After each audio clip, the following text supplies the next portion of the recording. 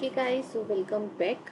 आज हम पढ़ेंगे कैटरेक्ट के बारे में। कैटरेक्ट क्या होता है? मेडिकल सर्जिकल नर्सिंग का बेसिकली टॉपिक है, आई डिसऑर्डर में, जिसके बारे में हम पढ़ेंगे। जितने भी ग्लिचेस वगैरह जो वॉइस को लेकर आते हैं, so sorry for that, but I am trying my best कि मेरी वॉइस आप तक पहुँचे और जो भी कंटेंट मैं इसमें लेकर आई हूँ वो मैं आपको क्लियर करा पाऊँ। कैटरेक्ट में नॉर्मली मैंने जो इमेज ऐड करी है सबसे पहले, उसमें आपको दिख रहा होगा कि कौन सा पोर्शन में चेंज आ रहा है। दिख रहा है ना? सो कैटरेक्ट यही होता है बेसिकली। कहाँ पर चेंज आ रहा है सबसे पहले आपने ये देख लिया। अब होता क्या है, क्या क्या नहीं, वो हम स्टेप बाय स्टेप पढ़ेंगे। ओके, सो मूविंग फॉरवर्ड, सबसे पहले हमारे आएगी कैटरेक्ट की डेफिनेशन। डेफिनेशन क्या है? कैटरेक्ट इज द क्लाउडिंग और opacity of the natural lens of the eye which causes decrease और blurred vision. It develop gradually and it is the leading cause of. देखो, पढ़ने को आप लोग पढ़ लोगे, मैं इसका बेसिकली मतलब क्लियर करती हूँ।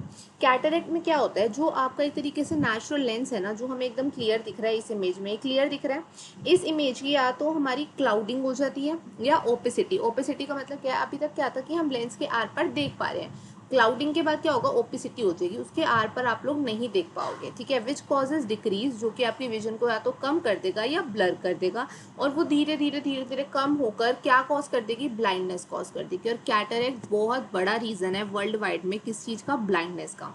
धीरे धीरे धीरे धीरे बढ़कर वो क्या कॉज कर देता है? ब्लाइंडनेस। तो डेफिनेशन आप लोगों को यहाँ से क्लियर होगी। इट इज अ क्लाउडिंग और opacity of natural lens of the eye which causes decrease और ब्लड विजन। इसकी क्लासिफिकेशन पे जाएं तो इसकी तीन तरह की क्लासिफिकेशन है, based on morphology, age onset and maturity.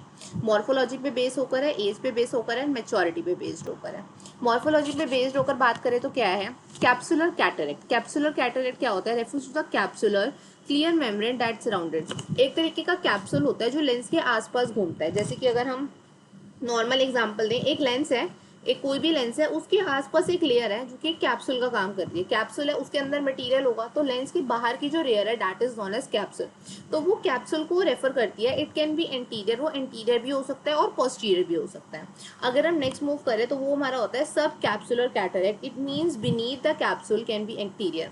सब कैप्सुलर, कैप्सुलर का मतलब में समझ आया, लेंस के आसपास वाली लेयर। सब कैप्सुलर का मतलब है बीनीथ द कैप्सूल, जो कैप्सूल के नीचे है। It is most common in young people. जो बड़े मतलब छोटे लोग होते हैं ना, यंग पीपल, उनमें बहुत ज्यादा कॉमन होता है सब कैप्सूल कैटरेक्ट हो जाना। कॉर्टिकल का मतलब क्या है? Affect cortex the outer layer of the lens. जो लेंस की बाहर की लेयर होती है, it is known as cortex layer. जब वो जो क्लाउडीनेस है और जो ऑपेसिटी है, वो उस चीज को इफेक्ट करे लेंस की स्पेसिफिक उस पार्ट को, it is known as cortical cataract. Nuclear cataract का मतलब क्लियर है, जो हमारे लेंस के न्यूक्लियस को ही इफेक्ट कर रहा है। Affect the nucleus the central part of the lens. जो लेंस के सेंट्रल पार्ट को इफेक्ट करता है वो हमारा न्यूक्लियर होता है। मॉर्फोलॉजी पे बेस्ड जो कि हमारे चार तरीके के आए। कैप्सुलर आया, जो हमने बताया लेंस की बाहर की कैप्सूल की लेयर होती है, it is known as capsular. Subcapsular beneath वाला। कॉर्टिकल का मतलब है जो कॉर्टिक्स को इफेक्ट करे। न्यूक्लियर का मतलब है जो लेंस के न्यूक्लियस को इफेक्ट करे, it is known as nuclear cataract. ये आपको दिख रहा होगा इस तरीके से, देख रहे हो आप? ये हमारा पार्ट है and this is known as, ये देखो कैसे इसने एकदम इफेक्ट कर दिया। ठीक है, moving forward, based on age and onset की बात करें, कॉन्जेंटाइल।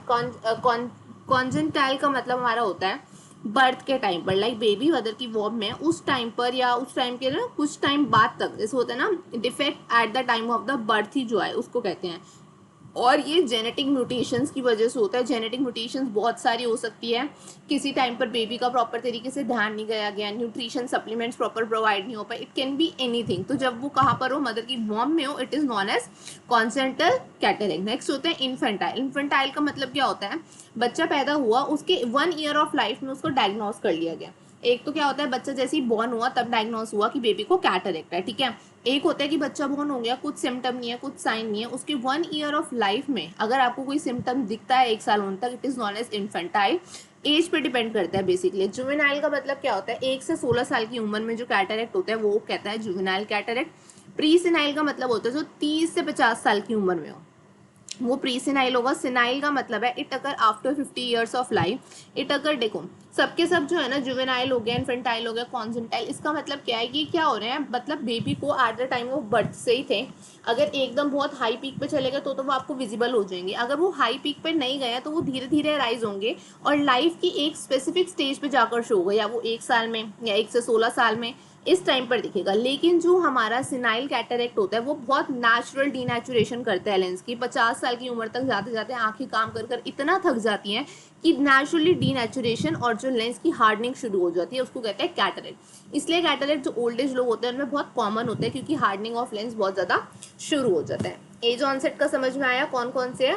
नॉर्मल एज पे जाना, congenital, infantile, juvenile, presenile and senile. Moving forward हमारा देखो यहाँ पर देख रहे हो वो किस तरीके से दिखा रहा है, वो देख रहे हो किस तरीके से, मतलब आपने देखा होगा कैटरेक्ट जिसको हम नॉर्मल लैंग्वेज में मोतिया बिंद कहते हैं, उन कैटरेक्ट जिस भी पेशेंट की आईज में कैटरेक्ट होगा, पत्थर जैसी आंखें लगती है, you can recognise by looking them into their eyes. आप उनकी आंखों में देखकर रिकॉग्नाइज कर सकते हो कि हाँ इस पेशेंट को क्या है, कैटरेक्ट है। मेच्योरिटी पे बेस करें तो हमारा मेच्योर होता है, इमेच्योर होता है, हाइपर मेच्योर होता है और मॉर्गेनिनम होता है। ये जो है ना मेच्योर वाले पार्ट, ये अच्छे से याद करना, मेच्योर, इमेच्योर, हाइपर मेच्योर, मॉर्गेनिनम। इसका मतलब क्या है? मेच्योर का मतलब क्या है?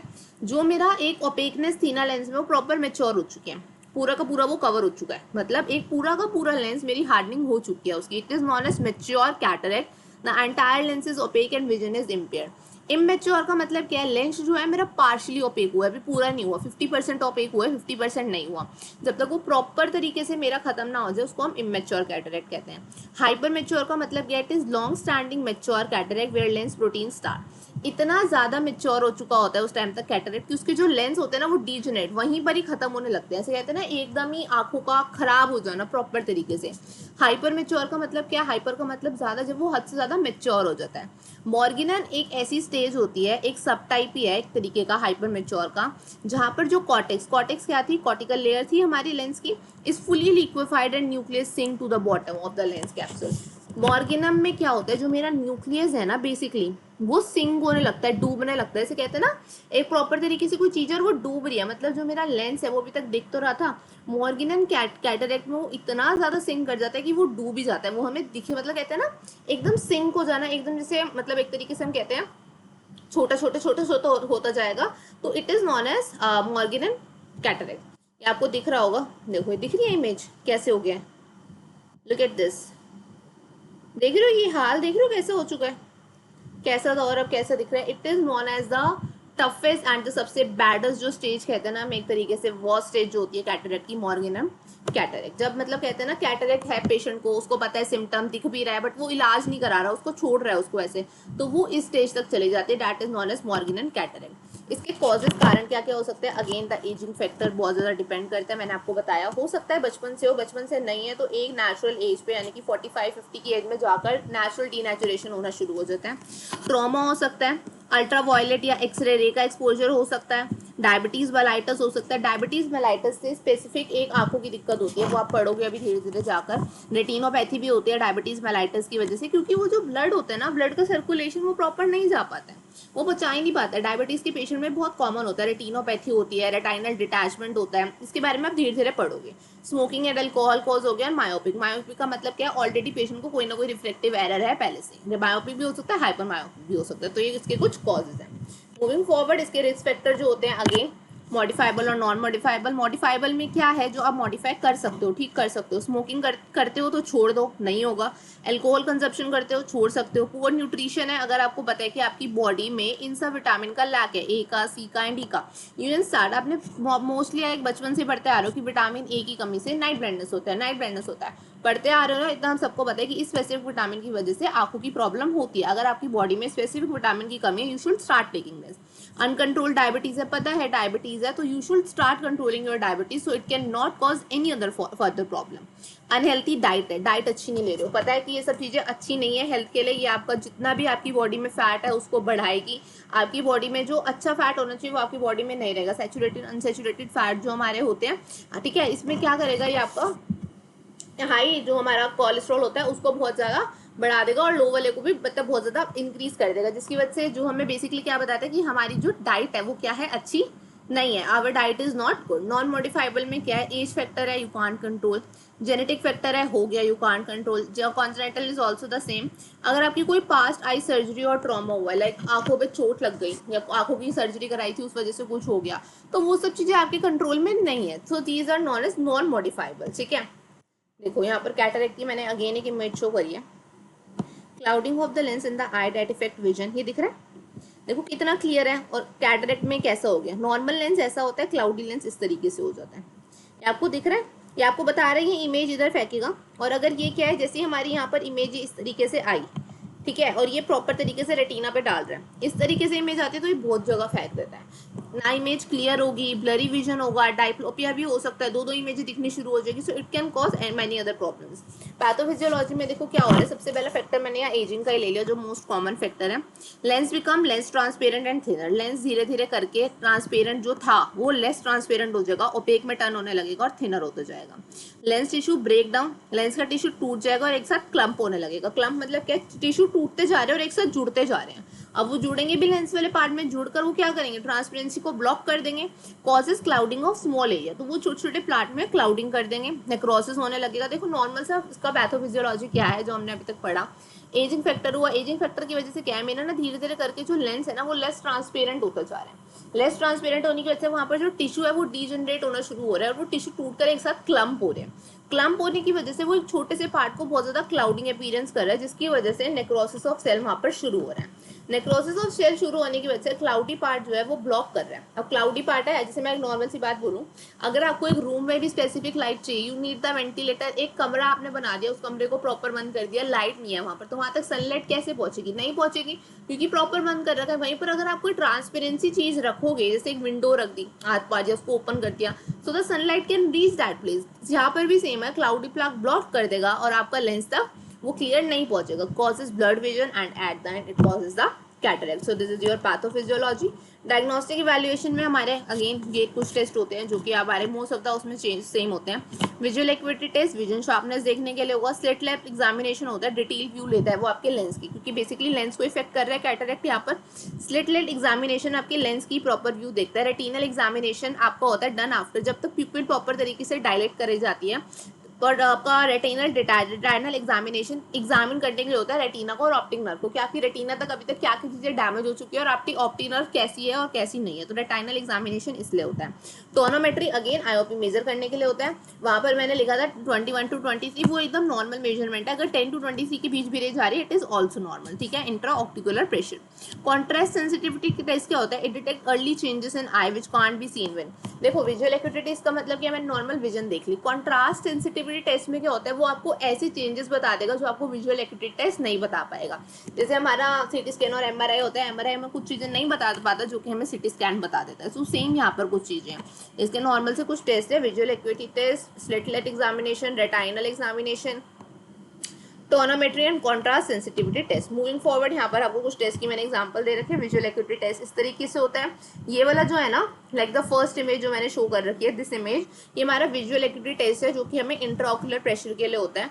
नेक्स्ट इमेज जिसमें एक मैन बैठा हुआ है, ठीक है, ये हमारा प्रॉपर तरीके से कॉन्ट्रास्ट सेंसिटिविटी टेस्ट और रेटाइनल एग्जामिनेशन वाला टेस्ट होता है। ये हमारा विजुअल एक्यूटी टेस्ट है। सबके साथ नॉर्मली विजुअल एक्यूटी टेस्ट तो हुआ ही होगा, जब भी हम अपना आई चेकअप कराने जाते हैं तो हमारा यही वाला टेस्ट फॉलो करा जाता है, ठीक है। अगर इसके बाद हम बात करें मैनेजमेंट की, सबसे पहला हमारा आता है मेडिकल मैनेजमेंट। इसमें सबसे पहला क्या है, अगर पेशेंट की आंखें ऑलरेडी रिफ्लेक्टिव एरर है, उसको उसकी आंखों में थोड़ी बहुत दिक्कत है, उसको पास या दूर कर नहीं दिखता, उसको प्रॉपर ग्लास का यूज करना चाहिए। नहीं दिखेगा तो लेंस पे प्रेशर बढ़ेगा। तुम्हें लेंस, तुम्हें पता है तुम्हारी आंखों से तुम्हें नहीं दिख रहा, still you are trying to see with your eyes without using the glasses, तुम्हारी लेंस पे क्या पड़ेगा, इफेक्ट पड़ेगा and it can causes the cloudiness. तो सबसे पहला है यूज ऑफ करेक्टेड ग्लासेस और lens. Anti glare lens and bright lightning for reading. Anti glare lens का मतलब क्या है, दूसरे वाले लेंस होते हैं ना, कि जैसे आपने देखा होगा आजकल ब्लू कार्ड लेंस चल रहे होते हैं जो कि मतलब लैपटॉप या फोन वाली स्क्रीन से हमें प्रोटेक्ट करने में ज्यादा हेल्प करते हैं। और अगर आपको पढ़ना है तो आप ब्राइट लाइटनिंग का यूज करो, डिम लाइटनिंग में मत पढ़ो। एंटी ऑक्सीडेंट रिच डाइट, अभी हमने पढ़ा था कि अपनी डाइट इंप्रूव कर सकते हैं, विटामिन ले सकते हैं, जैसे कि ए हो गया, सी हो गया एंड ई हो गया। अगर आपको कोई भी दिक्कत है, डायबिटीज, मेलाइटिस या हाइपरटेंशन जैसे, उसको कंट्रोल करो। साथ में जो भी आपको डॉक्टर के द्वारा प्रिस्क्राइब एंटीबायोटिक आई ड्रॉप्स है उसका यूज करो। मोस्टली कॉमन होती है लिवोफ्लॉक्सिन, मॉक्सीफ्लॉक्सिन, ऑक्सीफ्लॉक्सिन, ये कुछ मेन होती है। Avoid studying in dim light and UV exposure. आप सन का एक्सपोजर इतना मत करो, यूवी एक्सपोजर इतना मत करो, क्योंकि वो आपकी आईज को बहुत ज्यादा डैमेज करता है, ठीक है। तो उन सबका एक्सपोजर मत करो। ये मेडिकल मैनेजमेंट था। सर्जिकल मैनेजमेंट में हमारी होती है फीको इमल्सिफिकेशन। इसमें क्या हो रहा है, सबसे ज्यादा कॉमन मेथड है सर्जरी का। अल्ट्रासाउंड वेव्स डाली जाती है आई के अंदर, फ्रेगमेंट रिमूव कर दिए जाते हैं, इंट्रा ऑक्यूलर लेंस इम्प्लांट कर दिया जाता है, छोटा सा इंसिजन होता है, फास्टर हीलिंग होती है। देखो फीको इमल्सिफिकेशन में क्या हो रहा है, अल्ट्रासाउंड वेव्स डाली, लेंस को ब्रेक करेंगे फ्रेगमेंट्स में, एक साथ नहीं तोड़ेंगे, मतलब ऐसा नहीं कि पूरा लेंस निकाल दिया, छोटे छोटे पार्ट में तोड़ेंगे, फ्रेगमेंट्स को निकालेंगे, फ्रेगमेंट्स को निकालने के बाद दूसरा लेंस डालेंगे, इंट्राओकुलर लेंस इम्प्लांट करेंगे।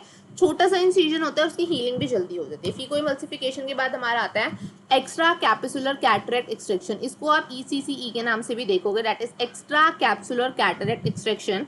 ये बहुत हार्ड होता है और ये मोस्टली मैच्योर कैटरेक्ट में यूज करते हैं, क्योंकि उसमें पूरा का पूरा लेंस हमारा ओपेक हो चुका होता है, हार्डनिंग हो चुकी होती है। इसमें थोड़ा इंसिजन भी बड़ा करना पड़ता है और इसमें लेंस को एक ही पीस में बाहर निकाल लेते हैं। इसका इंट्राओकुलर जो हमारा लेंस होता है इज इंसर्टेड। जो हमारा लेंस था ना, इससे हमने पीछे भी देखा था, इंट्राओकुलर लेंस को फिर हम इंसर्ट करते हैं। निकालने के बाद, लेंस को निकालने के बाद दूसरा वाला लेंस हम उसमें इंसर्ट करेंगे। इट मे नीड, कभी कभार इस वाली सर्जरी में सूचर्स की भी जरूरत पड़ती है और ये हील होने में भी थोड़ा ज़्यादा टाइम लेता है। नर्सिंग रिस्पॉन्सिबिलिटी बहुत कॉमन है आई सर्जरीज के टाइम पर, जो जो फॉलो करनी चाहिए, चाहे वो कैटरेक्ट का पढ़ो चाहे वो ग्लूकोमा का पढ़ो। एजुकेट करना है पेशेंट को प्रोसीजर के बारे में, एडमिनिस्टर करनी है उसको प्रिस्क्राइब आई ड्रॉप। जब तक उसकी सर्जरी नहीं हो रही, डॉक्टर ने जो भी आई ड्रॉप प्रिस्क्राइब करी है वो एडमिनिस्टर करो। एलर्जी के साइन देखने हैं कि कहीं उस स्पेसिफिक आई ड्रॉप से पेशेंट को कोई एलर्जी तो नहीं हो रही, रेडनेस तो नहीं हो रही, इचिंग तो नहीं हो रही। प्रोवाइड देम फिजिकली, सिर्फ फिजिकली मतलब एक तरीके से बताना is not the work of the nurse. उनको फिजिकली, मेंटली, इमोशनली सपोर्ट करना है कि कुछ नहीं होगा, it is just a normal surgery, जिसके बाद आप ठीक हो जाओगे, आपकी विजन दोबारा से ठीक आ जाएगी, आपको ब्लरी नहीं दिखेगा। You should have to motivate the person so that the person get agree to do the surgery. Monitor for pain, redness and discharge, जैसे मैंने बताया। इंस्ट्रक्ट करना है पेशेंट को टू अवॉइड बेंडिंग, झुके ना, हैवी सामान ना उठाए और अपनी आइज को बिल्कुल भी रब ना करे। ये आपको सर्जरी से पहले भी बताना है, सर्जरी के बाद भी बताना है पेशेंट को to do follow this thing. Rubbing नहीं करनी, बैंडिंग नहीं करनी। वियरिंग ग्लास, उसको बताना है कि अगर आप बाहर जा रहे हो या आपकी आंखें कमजोर है, अपने ग्लास वियर करो। अगर आप बाहर जा रहे हो तो सन ग्लासेस वियर करो, ऐसे डायरेक्ट बाहर मत जाओ, सन के एक्सपोजर में, यूवी एक्सपोजर में मत आओ। हाइजीन मेंटेन करनी है। पेशेंट को बताओ कि अगर आप कभी भी आई ड्रॉप अपनी आंखों में डाल रहे हो, अपने हैंड वॉश करो। अगर आपका कोई भी मेंबर, फैमिली मेंबर आपकी आई ड्रॉप्स डाल रहा है, फैमिली मेंबर्स को भी गाइड करो that you should have follow the hand washing with the proper steps before doing any procedure और any putting any eye drops. Educate patient for follow, patient को बताना है कि आपकी सर्जरी तो हो चुकी है but you should have come for the follow up, आपकी ट्रीटमेंट आगे करने के लिए। Check for the early sign and the, और उनको साथ साथ ये भी बोलना है अगर आप घर पर हो और आपको लग रहा है कि आपकी आंखों में स्पेसिफिक चेंज आ रहा है, यू शुड कम। जैसे आपको बोल, मैं आपको नॉर्मल सा एग्जाम्पल देती हूँ। फॉलो की डेट दी है 12 तारीख, ठीक है, पेशेंट डिस्चार्ज 8 तारीख को हो चुका है, फॉलो अप की डेट दे दी है 12 तारीख, और पेशेंट को अगले दिन घर जाकर 9 या 10 तारीख को उसको कुछ रेडनेस दिख रही है। तो पेशेंट ये नहीं है कि वो 12 तारीख का वेट करेगा। पेशेंट को अगर कोई भी सिम्टम ऐसा दिख रहा है, that patient should come to the doctor और उसको अपने सिम्टम्स के बारे में बताना होगा उसी टाइम। सो ये सब चीज़ें एक पेशेंट को मतलब बचा सकती है सीवियर इन्फेक्शन होने से, और उसकी रिकवरी भी बहुत जल्दी हो सकती है। So it's all about cataract. हमने कैटरेक्ट के बारे में पढ़ा, उसकी क्लासिफिकेशन पढ़ी जो मॉर्फोलॉजी, एज और मेच्योरिटी के बेस पर थी। मॉर्फोलॉजी के बेसिस पर हमारी कितने तरीके की थी? 4 तरीके की थी, और हमारी एज के बेसिस पर 5 तरीके की थी। मेच्योर के बेसिस पर भी 4 तरीके, that is mature, hyper mature, immature, Morgagnian. Age के बेसिस पर थी congenital, juvenile, senile, pre senile and infantile, ठीक है। और जो हमारा सबसे पहले था बेस्ड ऑन मॉर्फोलॉजी, मॉर्फोलॉजी के बेसिस पर हमारी कौन सी थी? न्यूक्लियर थी, कॉर्टिकल थी, और कौन सी थी? I forget. It is nuclear, capsular and सब कैप्सुलर। याद रखना, मेरी तरफ भूल मत जाना। कॉजेज थे, रिस्क फैक्टर थे जो नॉन मॉडिफाइबल, मॉडिफाइबल थे। उसके बाद हमने पैथोफिजियोलॉजी पे मूव करा था, किस किस तरीके से हमारा कैटरेक्ट कॉज होता है। डायग्नोस्टिक पढ़े थे, visual acuity test, contrast sensitivity test, little examination, retinal examination, tonometry. फिर हमने इसके बारे में मेडिकल मैनेजमेंट पढ़ा था। सर्जिकल मैनेजमेंट में 2 तरीके की सर्जरी थी, phacoemulsification and extra capsular cataract extraction. So it is all about the cataract. Thank you for the video. If you have any doubts you can comment in the comment box, and जो भी आपको specific topic पे video चाहिए होगी you can mention in that topic also. Thank you so much for watching the video.